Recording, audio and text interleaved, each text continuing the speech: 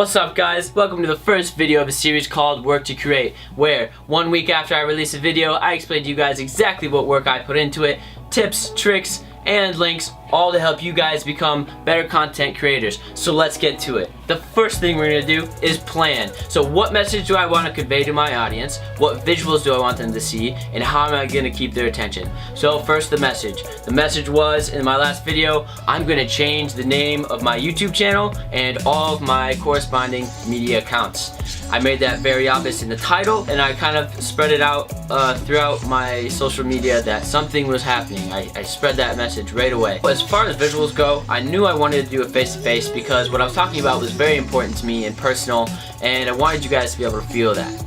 So to keep you guys' attention, I included words and other visuals like my clone and like conversations that really kept you guys engaged.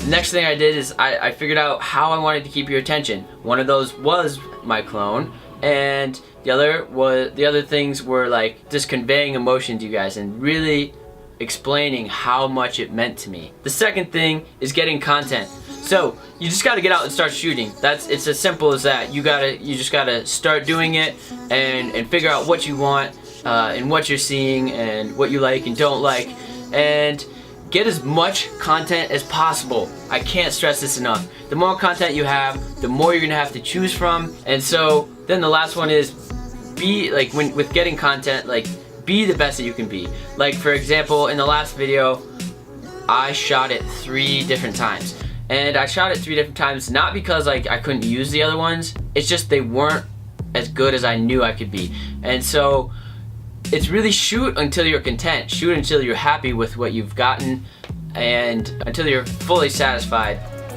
with what you got. And number 3, editing techniques. I used 2 specific editing techniques in this last video, and that was jump cuts and masking.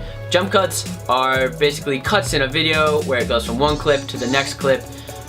This could be between different clips or within the same clip. For example, like in my video, it was in the same clip. And I use these jump cuts to get rid of ums and ahs and a lot of pauses and things like that. I'll probably be using some jump cuts in this video. And the second technique is masking. Masking is actually how I made my clone, and I'll actually include a link of how I learned to do this. Peter McKinnon provides a really good tutorial on how to clone yourself in Photoshop and Premiere. And he's really good at it. Highly recommend you guys go click on that and learn how to do that, because I mean, it's not a commonly used thing, but it's definitely fun, and it's another way to engage your audience. It's another tool in your toolbox, and it can only make you better. And the fourth thing I did was sound. Sound is so important. It's super underrated, and really it's how you invoke emotion into your video. For example, music. I used 3 or 4 different tracks in that last video. Why? Because I needed to keep people's attention, because again, I was just a talking head.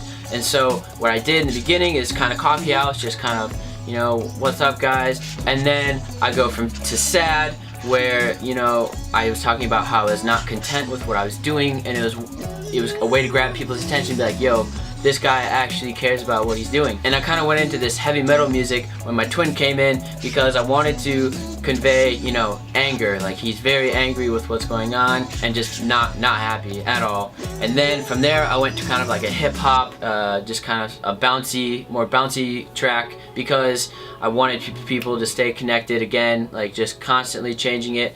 And from the beginning to the end of the clip, you could see I kind of ramped it up. You know, you go from subtle to sad to angry to like extremely happy, and that's on purpose. You want to continue to grab at people's emotions, so that they stay connected and they stay watching, because the longer people watch your videos, the better. That means they like it. It means it's so many good things. And the 5th thing I did to make my video better was attention to details. Attention to details can bring your video from average to above average. And I'm like, this is not a joke. It's so important. Your viewers appreciate the details. Whether they recognize it or not, it makes the world of difference. For example, towards the end of a sentence, say it starts to get quiet or something, you can, in order to fix it, you kind of raise the audio in that specific spot so that you can hear it, or you lower the music volume, or things like lighting. Like lighting just adds a depth and dynamic that is visually appealing and very important. Again, another detail is energy. Like I'm talking to you guys right now. Like I'm engaged. I'm looking you guys in the eye. It's all about just, you know, telling people that you care. You know, showing like your excitement for something, because people will connect to that energy. They want to grab onto it because they, you know, like we're human. We love to share emotion.